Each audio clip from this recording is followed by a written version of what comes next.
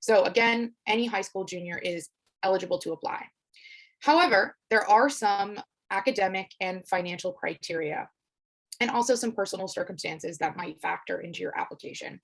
So let's talk first about the academic criteria. So the first thing they're looking at is your grades and the rigor of your high school curriculum. So that's going to look like primarily A's in the most challenging courses available at your school. So whether that's honors classes, AP, IB level courses, dual enrolling, they're looking for success in these really challenging classes. And hopefully that success is translating into their second criteria, which is the class rank. You want to aim to be in the top 5 to 10% of your graduating class. They're also interested in your test scores if you've taken them. Obviously, things are a little different given COVID and given that more schools are moving towards test optional policies. So your test scores are not required to apply. And in fact, around half of QuestBridge applicants in the past haven't taken any tests by the time they apply in the spring of their junior year. So the numbers here that I'm about to give you are based on successful applicants who did indeed report their scores. So 77% of last year's college prep scholars scored above a 1270 on the SAT or a 26 on the ACT. And also if you have any things like pre-ACT, PSAT, ACT Aspire, or any AP exams, go ahead and submit those too, if you feel comfortable submitting them. And then the last kind of academic criteria that they're looking for is just evidence of who you are as an academic and that you're a well-rounded student. Strong writing ability in your essays, intellectual spark, and that determination and grit that you expect of a QuestBridge scholar. So now that we've covered some of the academic criteria, let's talk a little bit more about the financial criteria for QuestBridge.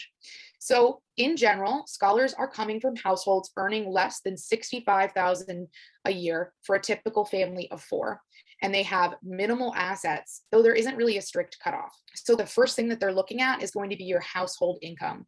And this is going to take all sources of household income into account, including but not limited to things like salaries, wages, tips, income if your family owns a business or a farm, any income if you are renting a property, interest and dividend income that you get, if you have investments, your parents' retirements, if one of your parents receives alimony or child support, those all count into your household income. The next thing they're looking at is your assets, things whether or not you own your home, if you own a business or a farm, what you have in cash and in savings, any investments that you have, and any additional properties that you may own. The next thing that they're looking at is income outside of your parents, income and assets that don't belong to your parents, but still contribute to your life and your lifestyle. So students with divorced or separated parents are still going to have to report the income and assets of their non-custodial parent, so whichever parent that you don't live with most of the time.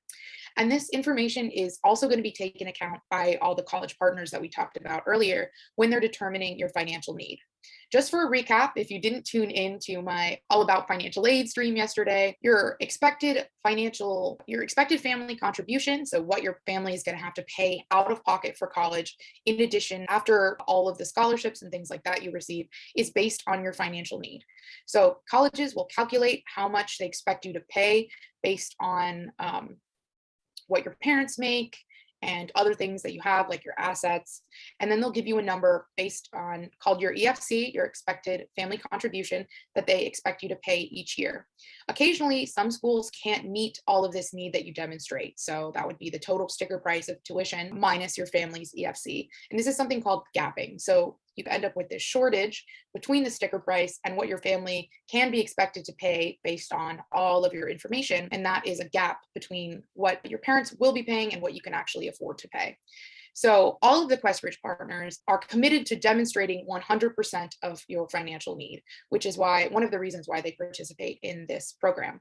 So keeping in mind that in addition to determining your eligibility for QuestBridge, all of these things are going to go into the final financial aid packages that these schools would offer you, since they promise to meet 100% of demonstrated financial. The only exception, since we're talking about non-custodial parent income and assets, so if your parents are divorced or separated, the parent you don't live with, the only exception to reporting their income is if you don't have contact with them for a significant period of time.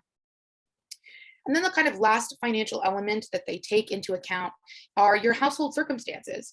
So things like the number of people living in your house supported by your income.